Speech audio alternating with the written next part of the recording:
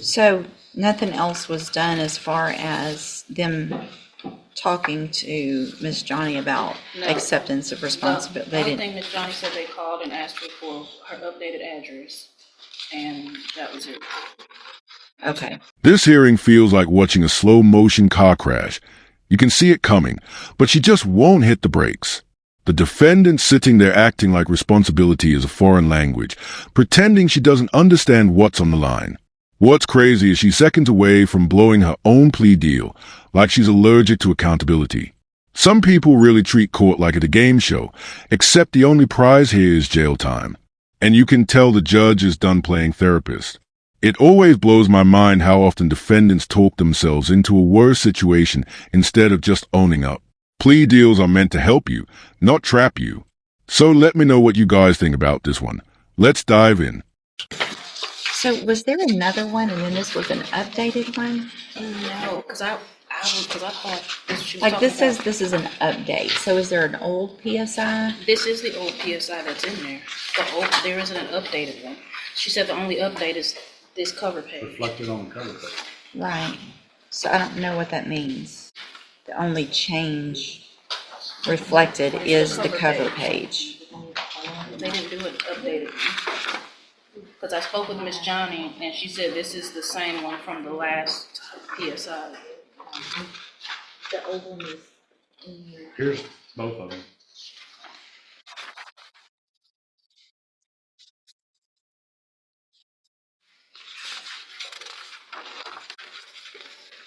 I guess I don't understand why we got two. I'm very confused.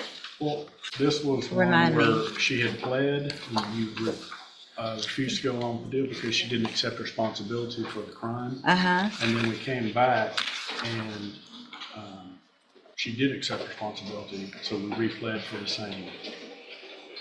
Okay. There was a different attorney involved on the first time, and then I was appointed.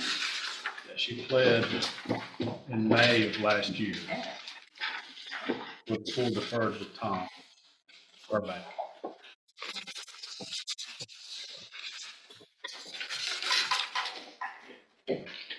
So nothing else was done as far as them talking to Miss Johnny about No. acceptance of responsibility? The They only didn't. thing Miss Johnny said, they called and asked her for her updated address, and that was it.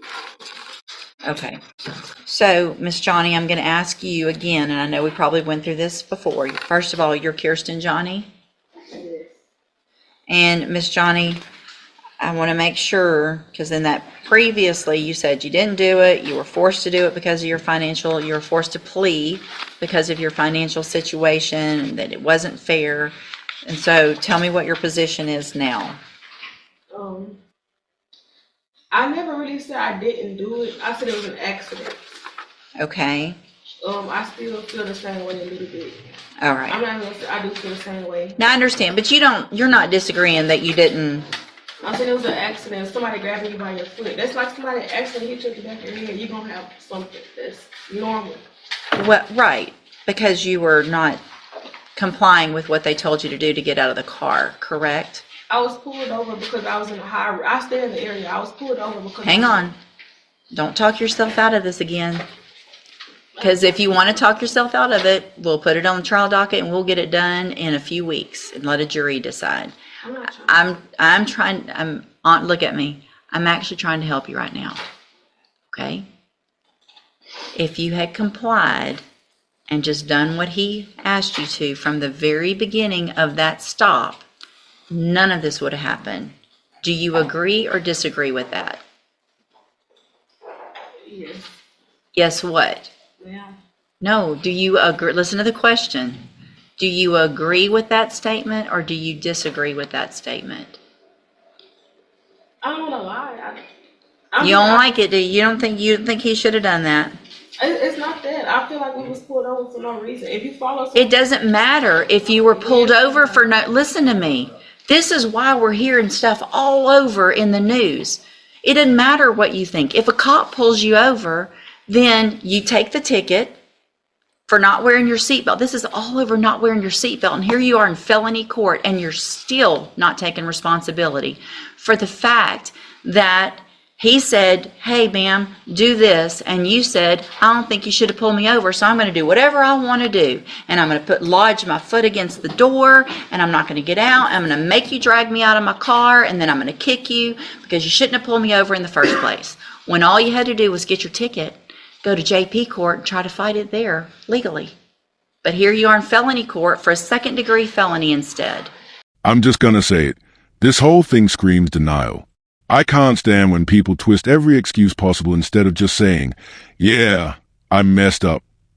It's wild how some folks act like accountability is some kind of illness they're trying to avoid. Once you start blaming everything but your own choices, you've already lost a battle. Sure, the system isn't perfect, but it's not built to babysit adults either. What really gets me is how she still thinks she can talk her way out of reality. It's like watching someone argue with gravity. Some people get addicted to playing the victim because it's easier than changing. If she'd faced the truth the first time, she'd probably be free by now instead of standing in front of the same judge again. That's not bad luck. That's bad habits. So do you want to try to tell that story to a jury, or do you want to accept some responsibility today? I don't feel like going to trial. You don't feel like going to trial. Well, there's two parts to that question. Do you feel like accepting responsibility? Yes, ma'am. Do you think it would be a better idea next time you're pulled over to comply and just do what they ask you to? Yes. And Your Honor, just for the record, Miss Johnny did review the video with me in my office, so she is aware of what all transpired. She saw it. I mean, do you have any reason to believe she shouldn't be pleading to this from what you saw? I do not. So, I mean, you even saw how you acted.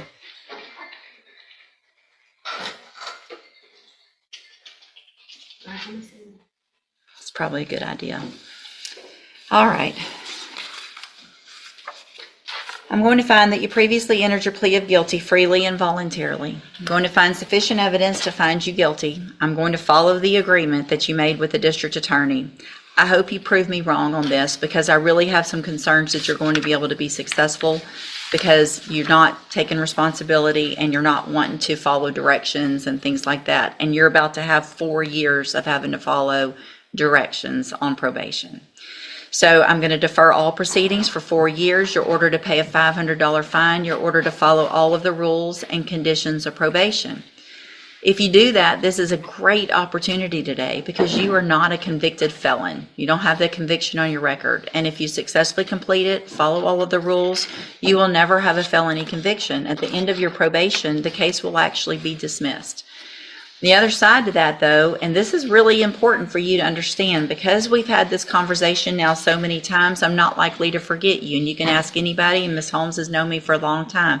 It's not usually good when I remember people, right? So if you violate your probation, you'll get brought back into court. You could be found guilty, which means you become a convicted felon, and I can sentence you to prison anywhere in the range of punishment, which is up to 20 years in prison for this. Do you understand? Yes, ma'am. All right, I'm handing you the trial court certification that shows this was an agreement that I followed, so you've waived your right to appeal.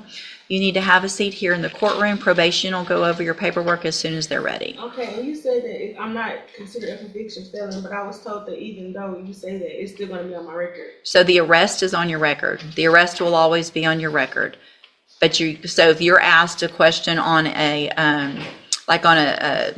filling out an application for a job or something, if it says, have you been convicted of a felony? The answer is no. But if it says, have you ever been charged with a felony, or are you on probation for a felony, you are going to have to say yes to that. But the conviction part is still better than nothing, not having that conviction, right? Yes. Okay, have a seat in the courtroom. Watch for probation to call you up. You know what?